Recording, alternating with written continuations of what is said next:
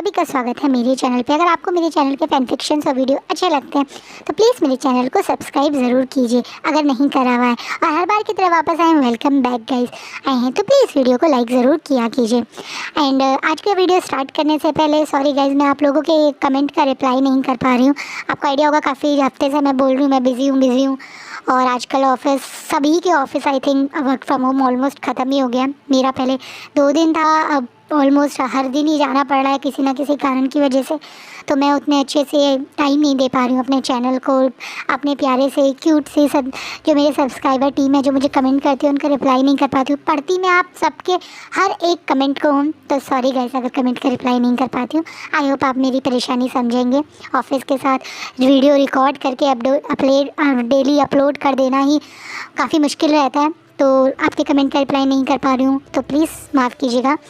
और हाँ, अब मैंने अपना इंस्टा अकाउंट पूरी तरह से पर्सनलाइज़ कर दिया है। इन शॉर्ट मैंने उसे पब्लिक से हटा दिया है, तो मैं वहाँ पे अपने पर्सनल अपडेट लाइफ के फ़ोटोज़ वीडियोज़ कहीं डालती रहती हूँ। तो आप अगर मेरे से और पर्सनली कनेक्ट होना चाहेंगे तो आप मुझे इंस्टा पे भी फॉलो कर सकते हैं। वीडियो की लिंक में मतलब डिस्क्रिप्शन में लिंक है, तो आप वहाँ से मुझे फॉलो कर सकते हैं।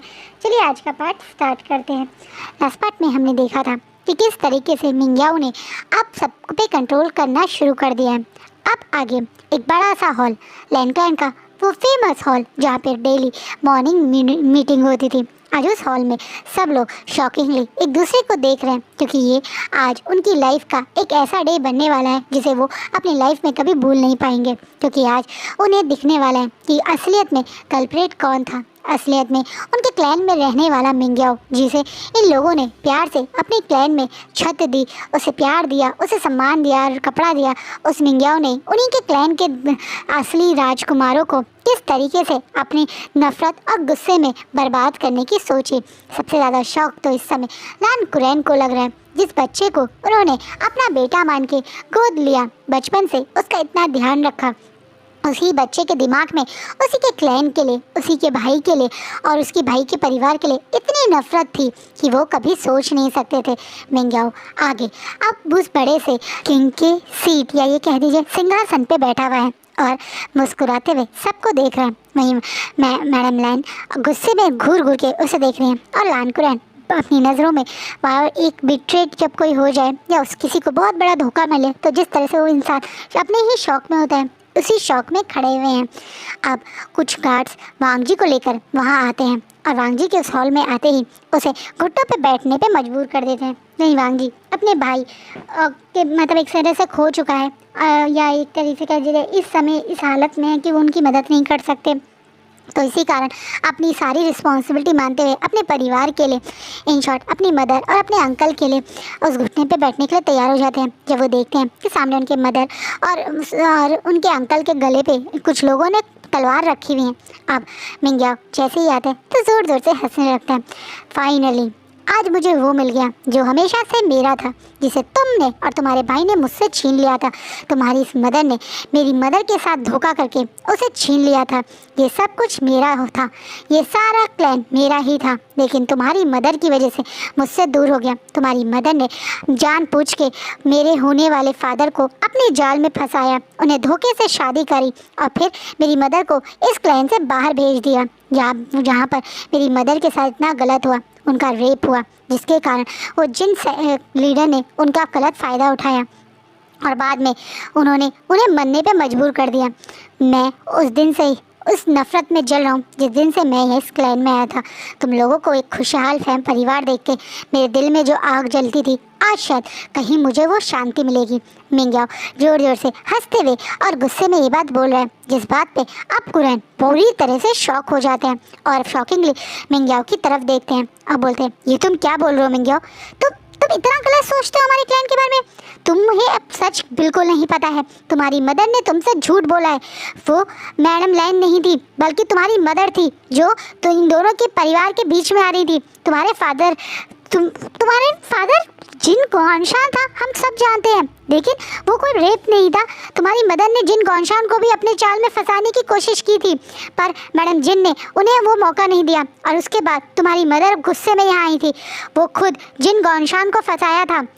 तुम्हें सब गलत बताया गया है। अब कुरैन गुस्से में मिंग्याओ को समझाने की कोशिश करते हैं। नहीं मिंग्याओ अब गुस्से में कुरैन की तरफ चिल्लाता है, बोला झूठ बोल रहे हो तुम सबसे बड़े झूठे हो। बचपन से मुझसे झूठ बोलते आ रहे हो। मेरी मदर का सच मैं जानता हूँ, पर तुम मुझसे झूठ बोल रहे हो। अब इस बात पे कहीं ना कहीं कुरैन पूरी तरह से शौक है। जिस इंसान को बचपन से वो चाहते थे, उसके दिमाग में ये गलत बातें थी और उसने फिर भी कुरैन की बात पे भरोसा नहीं किया। मिंग्याओ को यही लगता है कि उसकी मदर बहुत अच्छी थी। उसकी मदर के साथ पहले मैडम लैन ने गलत किया और जिन गौशान ने उसकी मदर के साथ गलत किया, पर ये झूठ है, ये बहुत बड़ा झूठ है। कहीं ना कहीं अब मैं ये बात कुरैन समझ चुके हैं कि मिंग्याओ की मदर कितनी खतरनाक औरत थी। उसने मरते मरते भी इस क्लैन के खिलाफ अपने बेटे के दिमाग में इतना गलत भर दिया, सारी दुनिया के सामने मतलब अपने बेटे के सामने सारी दुनिया को गलत साबित करके खुद को ही सही सोचा, बल्कि असलियत में अपनी लाइफ की वो ही सबसे बड़ी कल्प्रेट थी। वो पहले से ही लालच में इतनी अंधी थी, किसी सेक्ट फॉरेन बनने के लिए या फिर कह दे सेक्ट लीडर की वाइफ बनने के लिए वो हर हद तक गिर सकती थी। उसने पहला टारगेट लैंड सेक्ट लीडर को बनाने की कोशिश की थी, जब उनके खाने में कुछ नशीली दवाई मिला दी थी, लेकिन सही समय पर मैडम लैन ने उन्हें बचा लिया था। और पर यह काम उन्होंने जिन सेक्ट के साथ किया और जिन गौशान उनके चाल में फंस गए और बाद में उनके साथ नाइट स्पेंड भी कर ली। पर बाद में जब जिन फॉरेन ने उन्हें सिर्फ एक तरीके से उनकी वाइफ बन के रहने की परमिशन दे दी, लेकिन बिल्कुल भी उन्हें एक वो होता ना फॉरेन वाली रिस्पेक्ट या फॉरेन वाली पावर नहीं मिलेगी, ये बोला तो वो और ज़्यादा जल गई। क्योंकि कहीं ना कहीं वो सोच रही थी कि जिन सेक्ट लीडर यानी जिन गौशान अपनी वाइफ को छोड़ देगा और उन्हें मतलब एक तरीके से अपनी वाइफ बना लेगा, क्योंकि तब तक मैडम जिन को बेबी नहीं हुआ था और मतलब एक तरीके से वो प्रेग्नेंट हो चुकी थी जिन गौशान की मदर। लेकिन जब जिन गौशान ने साफ कह दिया कि वो अपनी वाइफ को कभी नहीं छोड़ेंगे और अपनी वाइफ की पोजीशन को उन्हें कभी नहीं देंगे, वो एक रात की वो धोखे की करीबी मिस्टेक है और वो उसकी रिस्पॉन्सिबिलिटी लेके उन्हें एज आ वाइफ राइट्स देंगे, लाइक उन्हें अपने साथ रखेंगे, उन्हें प्रॉपर उनकी सारे रिस्पॉन्सिबिलिटी उठाएंगे, इस बेबी को भी नाम देंगे। ये बात जिन गौशान ने सभी के सामने बोली थी और यही बात अब लान कुरैन मिंग्याओ को समझाने की कोशिश करें। लेकिन मिंग्याओ जो शायद अभी किसी बात पे भरोसा नहीं करता, उसकी नज़रों में उसकी मदर बहुत अच्छी थी जिनके साथ सब लोगों ने गलत किया है, पर असलियत कुछ और थी जो अभी मिंग्याओ समझना नहीं चाहता है। इसलिए वो गुस्से में बोलता है, झूठ मत बोलिए। झूठ बोलने के आप अगर मुझे मेरी माँ के खिलाफ़ करना चाहते हैं तो आपकी ये बहुत बड़ी गलती है, क्योंकि मैं जानता हूँ मेरी माँ कितनी अच्छी थी। उन्होंने मुझे हमेशा प्यार किया है और मैं उनके प्यार को इस तरीके से बर्बाद नहीं होने दूंगा। मैं तुम सबको सज़ा दूंगा जिसकी वजह से मेरी माँ की हालत इतनी बुरी हुई थी, जिसकी वजह से मेरी माँ मेरे साथ नहीं है, वो सब तुम लोग हो और मैं तुम्हें उसकी सज़ा ज़रूर दूंगा। सबसे पहले तो मैं तुम्हें इसकी सज़ा दूंगा मैडम लैन। और ये बोलने के बाद मिंग्याओ अब मैडम लैन की तरफ गुस्से में आगे बढ़ने लगे। देख के हॉल में खड़ा हर कोई घबरा रहा है, वहीं वांगजी तो गुस्से में मिंग्याओ करके चीखता भी है, लेकिन मिंग्याओ पे कोई फ़र्क नहीं पड़ा। वो गुस्से में मैडम लैन की तरफ बढ़ रहा है, वहीं बाकी सबकी आंखों में डर है, घबराहट है मैडम लैन के लिए। वहीं मैडम लैन के चेहरे पे कोई डर कोई घबराहट नहीं, बल्कि एक बहुत बड़ी स्माइल है, एक ऐसी स्माइल जैसे उन्हें कोई विक्ट्री मिल गई हो, जैसे वो कोई बहुत बड़ी जंग जीत गई हो। आज इनके चेहरे पे डर ना देख के इतनी बड़ी स्माइल देखकर मिंग्याओ को भी हैरानी होती है और वो गुस्से में बोलता है, तुम मुस्कुरा रही हो? कहते हैं जब किसी आपकी आंखों के आगे उसकी मौत खड़ी हो जाए तो वो घबरा जाता है, लेकिन तुम घबरा नहीं बल्कि मुस्कुरा रही हो, क्या बात है। इस बात पे मैडम लैन और ज़्यादा मुस्कुराते हुए बोलती है, क्योंकि आज मुझसे ज़्यादा कोई इस क्लैन में खुश नहीं होगा, क्योंकि आज मेरी बात सच हो गई और सबके सामने तुम्हारा ये मुखौटों वाला चेहरा आ गया। आज सबको सच पता चल जाएगा, आज सबको पता चल जाएगा कि मैं हमेशा से सही थी और ये सब लोग गलत थे। आज तुमने मुझे वो चीज़ दे दी जो शायद मैं कब से चाहती थी। मैं कब से इस सारे क्लैन को तुम्हारा सच बताना चाहती थी, लेकिन कोई भी मेरी बात पे भरोसा नहीं करता था। सबको सबसे ज़्यादा भरोसा तुम पर ही था, लेकिन देखो अब सब आँख खोल कर देखो, ये है इसकी असलियत, ये है इसकी सही औकात। कहते हैं ना, जैसा मिट्टी वैसा घड़ा, और ऐसा ही कुछ तुम्हारे साथ है। जितनी कल्प्रेट, जितनी बड़ी लालची और जितनी बुरी तुम्हारी माँ थी, तुम भी वैसे ही हो, उतने ही गिरे हुए, उतने ही करप्ट और उतने ही बुरे इंसान। तुम्हें जिस क्लैन ने इतना प्यार दिया, हमेशा तुम्हारा साथ दिया, भरोसा किया, आज वो सारे कैसे घुटनों पे बैठे हैं ना, और ये बोल के मैडम लैन जैसे बहुत जोर जोर से मुस्कुराने लगती हैं।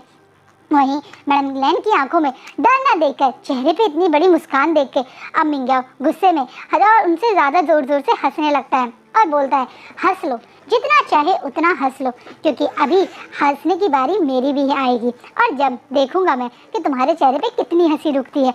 बहुत खुश हो ना तुम मेरा सच सबके सामने आने पे, पर तब क्या होगा जब तुम्हें ये बात पता चलेगी कि तुम्हारा हस्बैंड जो उस बेड पे है, इतने सालों से अपनी मौत के लिए लड़ाई कर रहा है, ये सब तुम करने वाली थी। हाँ, मैंने कभी भी तुम्हारे हस्बैंड को मारने की, ये कह दीजिए हमारे लैंड सेक्ट लीडर चिंगे जुन को मारने की कोशिश करी ही नहीं थी। वो तो एक अच्छे इंसान थे जिसने मेरी माँ की हमेशा मदद करी थी, जिसे मेरी माँ दिल से चाहती थी, तो मैं उन्हें कैसे नुकसान पहुँचा सकता था, बल्कि मैं तो तुम्हें मारना चाहता था। वो जहर मैंने तुम्हारे लिए किया था, लेकिन तुम्हारा वो पति तुम्हारी वजह से उस बेड पे है। असली कल्प्रिट तो तुम हो, क्योंकि मरना तुम्हें था, वो जहर तुम्हारे लिए था जो चिंगा जुन ने खाया। ये बात सुनने के बाद मैडम लैन जो भी मुस्कुरा रही थी, उनके चेहरे पे एकदम से डर और टेंशन आ जाती है। वो थोड़ा घबराते हुए ही बोलती है, क्या मतलब तुमने मुझे जहर देने की कोशिश की थी? क्या क्या क्या मेरे हस्बैंड इसी कारण इस हालत में क्योंकि तुमने उन्हें जहर दिया था? इस बात पे अब मिंग्याओ हंसते हंसते अपना ये गुनाह भी सबके सामने कबूल करता है। वो बताता है कि हाँ, वो ही था जिसने ये जहर दिया था, लेकिन वो ये जहर मतलब एक तरह से किंग को नहीं बल्कि मैडम लैन को देना चाहता था। लेकिन उसके बाद उसकी किस्मत इतनी अच्छी रही कि मैंने एक तीर से 2 निशाने लगाए। अब जिन मिंग्याओ जोर जोर से हंसते हुए अब बोलता है, एक तरफ मैंने उस क्लैन को वॉर में डाल दिया जिस क्लैन से मैं दिल से नफरत करता था, यानी जिन क्लैन। मैंने जानबूझ के ये सारा इंजाम जिन क्लैन पे लगाया ताकि मुझे मेरा बदला मिल सके, उस जिन गौनशान को बर्बाद करने का मेरा एक सपना पूरा हो सके। मैंने जानबूझ के जिन गौन क्लैन के खिलाफ आप सबको भड़काया और आप लोग इतने बड़े मूर्ख निकले कि मेरे भड़काने से 10 साल तक अपने आप को इस वॉर में झोंक दिया। एक साथ 2 क्लैन बर्बाद होते थे और मुझे उस चीज़ की इतनी खुशी मिलती थी जो 2 क्लैन मेरी माँ की मौत के कारण थे। वो ज़िंदगी भर लड़ते रहते और मैं ये सुकून देता रहता, लेकिन फिर मेरे दिमाग में किंग बनने की आई और मैंने ये वॉर ख़त्म कर दी। ये वॉर तो मैं बहुत पहले ही अपने छल खपट से जीत लेता, लेकिन 10 साल तक तुम दोनों क्लैन को ऐसे बर्बाद होते हुए देखकर जो मुझे मज़ा मिल रहा था वो कैसे ख़त्म होता। और ये बोलने के बाद मिंग्याओ जोर जोर से हंसने लगता है। यहाँ खड़ा हर कोई मिंग्याओ के इस रूप को देख के बहुत हैरान है। 10 साल तक मिंग्याओ ने उन लोगों को जानबूझ के इस वॉर में डाला, हज़ारों लोगों को मारा अपने लालच के लिए। असलियत में तो वो उन हज़ारों लोगों की मौत का जिम्मेदार है। यही है असली कल्प्रिट, जिसके कारण कितने लोग मरे, जिसके कारण 10 साल तक वॉर चलती रही, जिसके कारण 2 क्लैन आपस में एक दूसरे को बर्बादी पे ले आए। खासकर वो जिन क्लैन। अब लैन क्लैन को अपने आप पे बहुत पछतावा हो रहा है कि उसने जिन क्लैन को बर्बाद कर दिया, जिस जिन क्लैन की कोई गलती नहीं थी। अब तो मिंग्याओ के सच जानने के बाद लैन क्लैन का हर कोई मिनिस्टर और बेचारा सीनियर बुजुर्ग या ये कह देते हैं एल्डर, वो यहाँ पे खड़ा हुआ अपने मन में पछता रहा है, क्योंकि कहीं ना कहीं इस इंसान पे भरोसा करके उन्होंने बहुत बड़ी गलती कर दी। अब मिंग्याओ मुस्कुराते हुए बोलता है, आज तुम सब मरोगे और उसके बाद ये सब कुछ मेरा हो जाएगा। तुम सब भी शांति से तमाशा देख रहे थे जब मेरी माँ यहाँ से गई थी, जब इस मैडम लैन ने मेरी माँ को धक्के मार के इस क्लैन से बाहर निकाल दिया, उनकी जगह को उनसे छीन लिया। इस बात पे अब एक सीनियर जो अपने आप पे कंट्रोल नहीं कर पाता और चीखते हुए बोलता है, झूठ पे झूठ, तुम्हारी पूरी जिंदगी एक झूठ पे अटकी हुई है मिंग्याओ, तुम कितना झूठ बोल रहे हो और ये सब झूठ है। अगर तुम्हें हमारी बात पे भरोसा नहीं तो किसी और से जान सकते हो। तुम्हारी माँ बहुत गिरी हुई औरत थी, हम तुम्हें कभी ये बात बताना नहीं चाहते थे क्योंकि हमें लगता था कि तुम्हारी इसमें कोई गलती नहीं है, लेकिन तुम्हारी माँ ही सबसे घटिया औरत थी। उसने अपने बच्चे को भी इस नफरत में झोंक दिया। जिंदगी भर तुम जीने के अलावा अपनी माँ की नफरत में और गुस्से और झूठ में अपने आप को परेशान करते रहे, इस नफरत की आग में जलते रहे। बदले की आग में जलते रहे। कितनी गिरी हुई वो औरत थी जो मरने से पहले भी अपने बच्चे को सारी माँ एक खुशहाल जिंदगी की दुआ देते हैं, और तुम्हारी माँ ने अपने बच्चे को अपनी नफरत और अपने झूठे के कारण बदले की आग में झोंक दिया। कैसी औरत है वो जिसने अब सच ना बोलकर सिर्फ झूठ ही तुम्हारे दिमाग में भरा। कसम से हम ये बात पहले मानकर भी इग्नोर करते थे कि मैडम लैन हर जगह से सही थी, लेकिन आज हमें यकीन हो रहा है कि हम ही सबसे बड़े बेवकूफ़ थे जो हमने मैडम लैन की बातों पे भरोसा नहीं किया और तुम्हें एक चांस दिया। काश काश हम मैडम लैन की बात पहले मान लेते तो आज तुम यहाँ नहीं होते, इस क्लैन से बाहर होते और हम सबके साथ ये सब ना हो रहा होता, हजारों लोगों की मौत ना होती। अब ये इंसान बहुत ज़ोर से चीखते हुए जब ये बोलता है तो मिंग्याओ को इतना गुस्सा आता है कि अपनी माँ के बारे में, उसकी माँ के बारे में इतना गलत बोल रहा है कि वो एक तलवार लेके उस आदमी के मतलब दिल में उतार देता है, जिसे देखकर सब लोग जोर से चीख पड़ते हैं। यहाँ तक कि अब लान कुरैन एकदम शौक हैं, उस डेड बॉडी को फ्लोर पे पड़ा हुआ देख रहे हैं। उस बेचारे बूढ़े इंसान को ऐसे मरते हुए देखकर उनके दिल में बहुत शार्प पेन होता है। उन्हें सबसे ज़्यादा गुस्सा तो अपने ऊपर आ रहा है क्योंकि मिंग्याओ को अडॉप्ट करने का, यहाँ लाने का, लैन क्लैन में पालने का फैसला उनका था। वो तो एक मासूम बच्चे को अच्छा जीवन देना चाहते थे, पर उन्हें क्या पता था वो बच्चा कभी मासूम था ही नहीं। वो तो नफरत में जलने वाला, लालच और झूठ में पला बड़ा एक ऐसा बच्चा था जो उनके लिए एक बहुत बड़ा आगे जाके श्राप बन गया। वो मन में यही बात सोच के अब घुटनों पर बैठ के रोने लगते हैं। उन्हें रोता देखकर मिरांग जी और मैडम लैन को दिल से बहुत दुख होता है। वो जानते हैं कि इस समय जो भी हो रहा है वो सबसे ज़्यादा पेन लान कुरैन को ही दे रहे हैं। अब मैडम लैन गुस्से में मिंग्याओ को देखती है और बोलती है, क्यों इन बेगुनाहों को मार के तुम्हें कुछ नहीं मिलने वाला। सच्चाई तो यही है जो सब लोग जानते हैं और तुम्हें समझ नहीं आ रही। लोग तुम्हारे सामने बोल रहे हैं लेकिन तुम्हें उन पे भरोसा नहीं। क्या कर सकते हैं, तुम्हारी परवरिश ही ऐसी करी थी। अब तुमसे कुछ कहना बेकार है। एकदम से मिंग्याओ मैडम लैन को काटते हुए चीख के बोलता है, हाँ मुझसे कुछ भी कहना बेकार है क्योंकि मुझे तुम जैसे सारे झूठे लोगों पे भरोसा नहीं है। हाँ एक तुम ही सच्चे हो और पूरा का पूरा क्लैन झूठा है, सारी दुनिया झूठी है, बस एक तुम ही तो सच्चे हो। ये मैडम लैन अब मिंग्याओ को थोड़ा टॉन्ट मारते हुए बोलती है। अब मिंग्याओ हंसते हुए बोलते हैं, रस्सी जल गई पर बल नहीं गया। इतनी बुरी तरह से तुम घुटनों पे बैठी हुई हो, मेरी एक तलवार को घुमाने की देरी है और तुम इस दुनिया से हमेशा के लिए अलविदा कह दोगी, लेकिन उसके बावजूद तुम्हारे अंदर ये अकड़ नहीं गई। कसम से कहाँ से आई है तुम में ये अकड़ मैडम लैन? मैं तो बस यही सोचता रहता हूँ। ये मेरी सच्चाई है, ये मेरे अंदर का वो स्वाभिमान है जो मैंने मेहनत से कमाया है। ये मेरी अकड़ मुझे किसी ने छीनी या चोरी करके नहीं दी है, बल्कि मैंने खुद कमाई है। मैंने हमेशा सच का साथ दिया है, सही समय सही डिसीजन लिया है, सही से अपने बच्चों को पाला पोसा है और वो मेरे बच्चे मेरा स्वाभिमान है।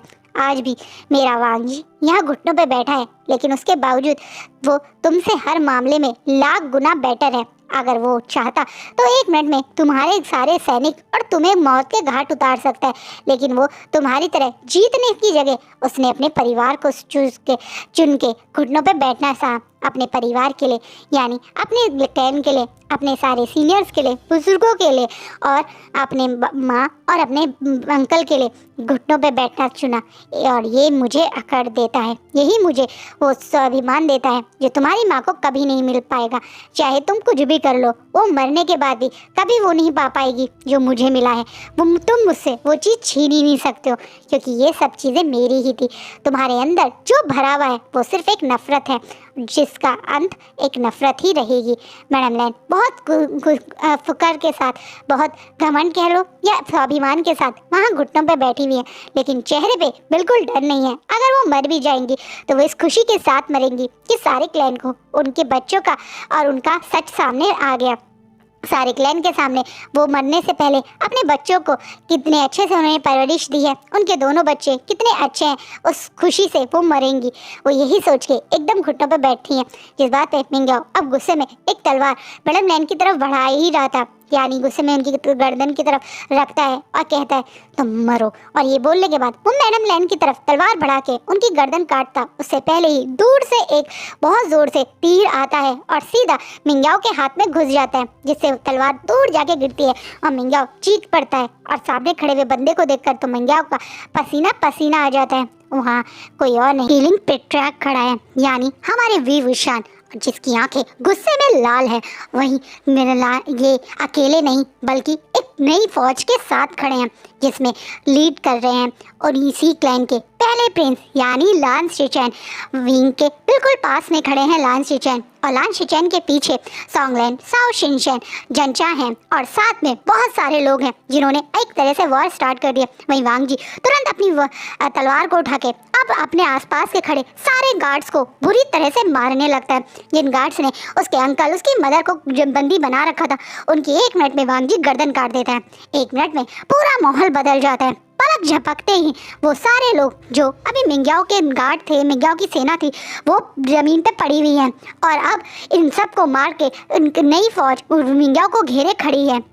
ये कोई और नहीं बल्कि अब लान शिचैन है जो बिल्कुल मिंग्याओ के सामने खड़े हैं और अब एक तलवार मिंग्याओ की गर्दन पे रखी हुई है। वहीं मिंग्याओ अब घुटनों पे बैठा हुआ है और ये सब देख के पूरी तरह से शॉक है। वहीं सबको इग्नोर करके मैडम लैन भागकर शिचैन को गले लगा लेती है और शिचैन को गले लगा के जोर जोर से रोने लगती है। मेरा बच्चा कह के उसे बार बार प्यार करने लगती है, उसके माथे को चूमती है, उसके हाथों को चूमती है। वहीं शिचैन अपनी माँ की ये हालत देख के उन्हें बहुत प्यार से गले लगा के पहले शांत करते हैं और बोलते हैं, मदर आप शांत हो जाइए, मैं बिल्कुल ठीक हूँ, लेकिन तुम्हें भी तो इस घटिया इंसान ने जहर दिया था, तुम ठीक कैसे हो? वो एंटीडोज तुम्हें मिला कैसे? अचानक से मैडम लैन थोड़ा परेशान होते हुए बोलती है। इस बात पे अब रूम में मैंचिंग और उनके हस्बैंड यानी किंग एजुन एंट्री करते हैं, जिनका मैंचिंग सपोर्ट से उन्हें अंदर ला रही है। कई साल बाद उन्हें होश आया तो उनके लिए अब आराम से मतलब नॉर्मल चलना भी थोड़ा मुश्किल हो रहा है, इसलिए मैंचिंग उनके सपोर्ट से ही वो चल पा रहे हैं। किंग एजुन को यहाँ देखकर सब लोग शॉक है। वहीं अब वहाँ मिंग्याओ भी शॉकिंगली इन लोगों को देख रहा है। पहली बात तो मिंग्याओ को ये पता ही नहीं था कि शिचैन को भी जहर दिया, लेकिन शिचैन को जहर अगर उसने दिया है तो शिचैन ठीक कैसे हुए, क्योंकि एंटीडोज तो सिर्फ मिंग्याओ के ही पास था, इसलिए वो भी शॉक है। वहीं अब मैंचिंग आगे आती है, अब बोलती है, क्योंकि एंटीडोज हमारे पास आ गया था मदर। अब मैडम लैन शॉकिंगली पहले मैंचिंग की तरफ देखती हैं, फिर अपने हस्बैंड की तरफ देखती हैं। अब वो आगे की तरफ बढ़ के अपने हस्बैंड को, जैसे पहले मैंचिंग ने सपोर्ट दिया था, दूसरी तरफ से खड़े होकर उन्हें सपोर्ट दे देती हैं। ये दोनों मिलकर अब किंग एजुन को उस किंग की पोजीशन पे बैठाते हैं जो हमेशा से उनकी है। वैसे तो वो इसलिए यहाँ बैठाते हैं क्योंकि सबसे पास में सीट वही थी। और अब प्यार से मैडम लैन किंग एजुन को देखती हैं। वही किंग एजुन भी सबको प्यार से देख रहे हैं, उनके दोनों बच्चों को, अपने सारे क्लैन के पुराने बुजुर्ग को, अपने भाई को जो कोने में खड़ा हुआ मुंह नीचे करके खड़ा है। वहीं अब किंग एजुन कुरैन की तरफ इशारा करके उसे अपने पास आने के लिए बोलते हैं। वहीं कुरैन भी सबसे पहले अपने ब्रदर के पास आते हैं और वो प्यार से उनका हाथ को पकड़ते हैं और बोलते हैं, क्योंकि इस इंसान को किसी चीज़ की कदर ही नहीं हुई, मेरे प्यारे भाई की प्यार की, ममता की, और एक तरीके से उसे जो एक माँ बाप का प्यार और परवरिश दी थी उसकी कदर नहीं हुई, उस लड़की की कदर नहीं हुई जिसने दिल खोल के इस इंसान को प्यार किया था। अब मैंचिंग एक फ्लैशबैक बताती है, जिस दिन लैंशी की डेथ हुई थी उससे कुछ घंटे पहले लैंशी के फादर वैंचिंग के पास आए थे और उन्होंने वैंचिंग को एक बॉक्स दिया था और एक लेटर जो उनके लिए लैंशी ने लिखा था। उस लेटर को वैंचिंग ने, जब लैंशी की डेथ की खबर आई तब खुद ये सुनकर कि लैंशी मर गई है बहुत दुख हुआ था, और फिर उस लेटर को खोल के पढ़ा था जिस लेटर में लैंशी ने लिखा था, मैं जानती हूँ अब मैं इस दुनिया में नहीं रही, इसलिए मरने से पहले मैं एक काम अच्छा करना चाहती थी। मैं सच कहूँ तो मैं हमेशा से मिंग्याओ का साथ देना चाहती थी और उसके साथ खड़ा रहना चाहती थी, लेकिन इस बीच में मैंने एक इंसान के साथ गलत किया था, और वो कोई और नहीं बल्कि तुम और मेरे हस्बैंड यानी लान शिचैन थे। मैं हमेशा से जब भी इस हरम में रही हूँ तुमने हमेशा मुझे बहुत प्यार किया, मुझे एक बड़ी बहन की तरह अपना साथ रखा, हमेशा तुम मुझे प्यार करती थी, मेरा साथ देती थी, मुझे कभी भी किसी काम के लिए रोकती नहीं थी, और मैंने तुम्हारे साथ ही सबसे गलत किया। मुझे आज महसूस हो रहा है जब कोई इंसान आपको प्यार करे और उसके बदले में आप उसे धोखा दो तो कितना दुख होता है। मैंने भी ये धोखा तुम्हें दिया है, शायद इसी कारण मुझे ये सज़ा मिल रही है। मैं अपनी मौत से पहले अब वो अपनी करी हुई गलती को सुधारना चाहती हूँ। इस बॉक्स में वो एंटीडोज है जो तुम्हारे हस्बैंड को होश में ला सकता है। मैं जानती हूँ शिचैन किसी सेक्लूजन में नहीं बल्कि इस समय तुम्हारे महल में है और उनकी तबीयत बिल्कुल ठीक नहीं है, लेकिन ये बात मेरे पास कोई सबूत नहीं था, इसलिए मैंने किसी और के आगे नहीं बोली थी। लेकिन आज मुझे खुशी है कि मैंने ये बात क्यों नहीं बोली, क्योंकि अब मैं वो सही काम कर सकती हूँ जो मैंने गलत किया था। मैंने ही सिचैन को जहर दिया था और ये उसका एंटीडोज है। हो सके तो मुझे माफ़ कर देना। मैंने हमेशा से तुम्हें अपनी बड़ी बहन माना है और हम अब तक मरते दम तक मानती रहूँगी। अपनी छोटी बहन को माफ़ कर देना। और ये बोलने के बाद लैंची का वो लेटर वहाँ ख़त्म हो गया था। लैंची के इस लेटर को पढ़ के लैंची को बहुत दुख हुआ कि लैंची उसे इतना प्यार करती थी और हाँ, उसे लैंची ने आखिरी टाइम तक अब उस असली कल्प्रेट का नाम नहीं बताया था, क्योंकि शायद वो उस इंसान को भी बहुत प्यार करती थी। लेकिन हाँ, मरते मरते वो एंटीडोज दे गई, जो एंटीडोज शिचैन के लिए बहुत ज़रूरी था। उस दिन से शिचैन को थोड़ा थोड़ा एंटीडोज का असर होने लगा था। जब शिचैन काफ़ी हद तक ठीक हो गए तो यही एंटीडोज उन्होंने एक तरीके से किंग को भी यानी चिंगजन को भी देना शुरू कर दिया था। ये लोग काफ़ी टाइम पहले होश में आ गए थे और ये बात वांग जी मतलब और बाकी सब लोग जानते थे, लेकिन असली कल्प्रेट कौन था उसे पता लगाने की वजह से ये लोग शांत थे। ये बात जानने के बाद अब मिंग्याओ शौक है। इसका मतलब बहुत समय पहले ही ये सब हो गया था और ये सब कुछ जो आज हुआ ये एक तरीके से मिंग्याओ का सच सामने लाने का ही तरीका था। आज मिंग्याओ ने खुद अपने पैरों पे कुल्हाड़ी डाल दी। अगर शायद ये लोग ठीक भी हो जाते, लेकिन मिंग्याओ के खिलाफ कुछ बोलते तो कोई यकीन नहीं करता, क्योंकि इनके पास कोई बड़ा सबूत ही नहीं था। और दूसरा, मिंग्याओ की इमेज इतनी अच्छी थी, लेकिन अब मिंग्याओ का सही चेहरा जब सबके सामने आ गया और उसने खुद अपने गुनाह मान लिया, तो अब उसे कोई माफ़ नहीं कर सकता। अब उसे वो सज़ा मिलेगी जिसके वो काबिल है। यही आप सब लोग मिंग्याओ को देखते हुए बोल रहे हैं, सोच रहे हैं। अब एकदम से वैनचिंग मिंग्याओ को देखती है और बोलती है, उसने तुम्हें सचमुच में दिल से प्यार किया, मरते हुए भी उसने तुम्हारा कभी नाम नहीं लिया। और तुमने क्या किया? उसके प्यार के बदले अपने करे हुए गुनाह को उसके ऊपर लगा दिया। तुमने दी थी क्वीन को वो गलत मेडिसिन और इंजाम लैंची पे लगा दिया था।